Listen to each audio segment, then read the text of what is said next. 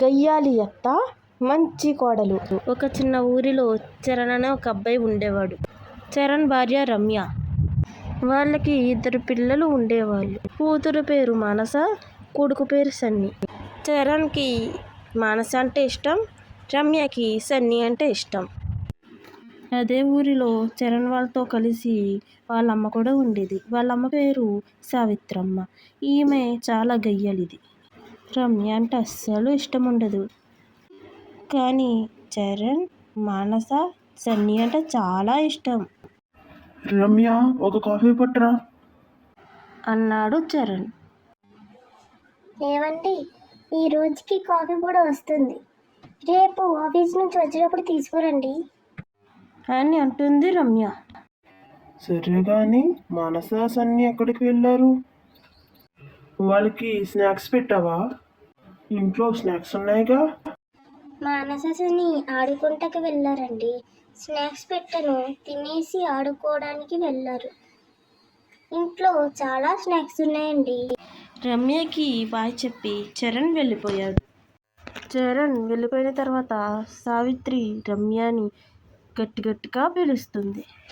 రమ్య రమ్య అంటూ సావిత్రమ్మ పిలవడంతో హా అత్తయ్య, వస్తున్నా అంటూ పరుగున సావిత్రమ్మ దగ్గరికి వెళ్ళింది. ఏమే కోడలా, మీ ఆయనకి కాఫీ ఇచ్చావా? హా అత్తయ్య, ఇచ్చాను. మరి నాకు ఇవ్వాలని తెలీదా అంటుంది సావిత్రి. అయ్యో క్షమించండి అత్తయ్య, నేను మర్చిపోయాను అత్తయ్య. ఇంకెప్పుడు మర్చిపోను అత్తయ్య, క్షమించండి నన్ను. ఇంట్లో పనుల వల్ల మర్చిపోయాను అత్తయ్య. తింటాం మర్చిపోయావయ్యా, అది మాత్రం గుర్తుంటుంది అంటూ సావిత్రి గట్టిగా తన కోడల్ని కొడతాం మొదలుపెట్టింది. కోడలు మాత్రం అమ్మా అమ్మా, కొట్టద్దు అత్తయ్య, అత్తయ్య కొట్టద్దు అత్తయ్య, అత్తయ్య ప్లీజ్ అత్తయ్య అంటుంది రమ్య. కానీ తిరిగి ఒక్క దెబ్బ కూడా వేయదు. ఈలోపు చరణ్ నడుచుకుంటూ వస్తున్నాడు. రమ్య రమ్య చరణ్ గొంతు విన్న సావిత్రి రమ్యను కొనడం మానేసి పక్కకెళ్ళి నుంచుంది. చరణ్ రావడం చూసి సావిత్రమ్మ వాళ్ళ కోడల్ని కొట్టడం మానేసింది.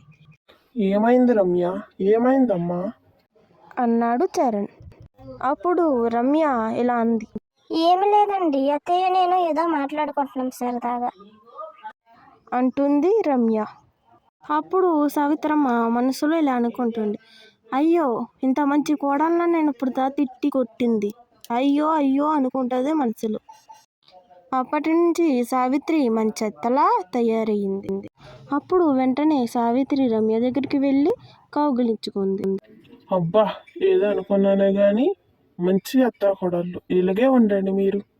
ఇదే మాకు ఇష్టం, మీరు ఇలా ఉండటమే ఇష్టం. అలా గయ్యాలత్త కాస్త మంచి అత్తయ్యి ముగ్గురు కలిసిపోయారు.